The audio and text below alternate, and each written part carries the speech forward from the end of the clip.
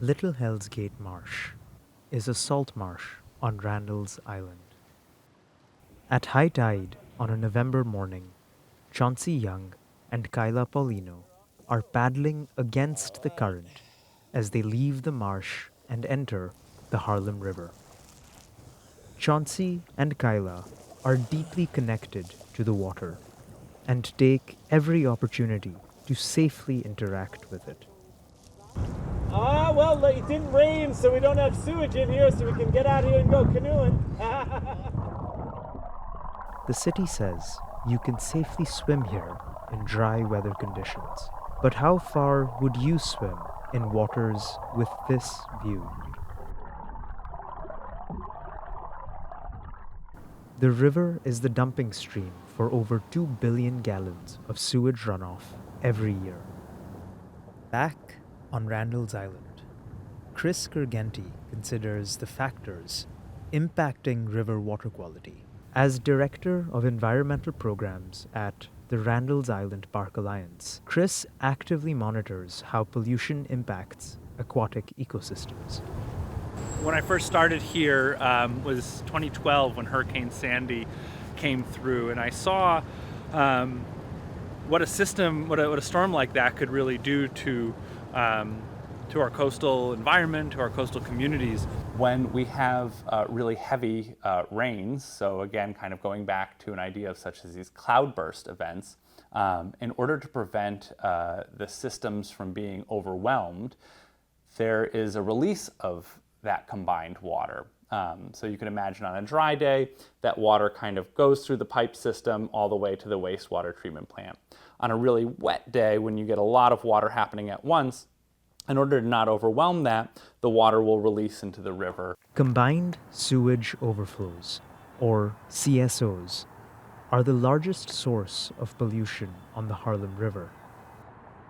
Major pollutants from around the city still disproportionately affect the Bronx and Harlem communities.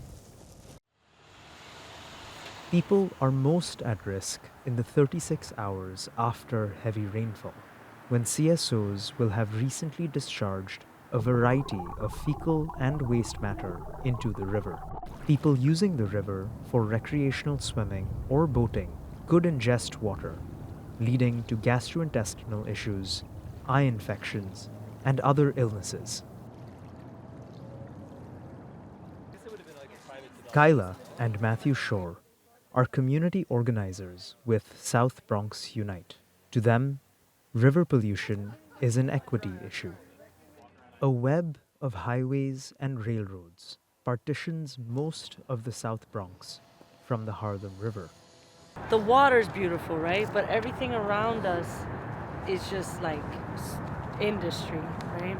So all of this combined sewer overflow from the North Bronx is coming down to the Harlem River.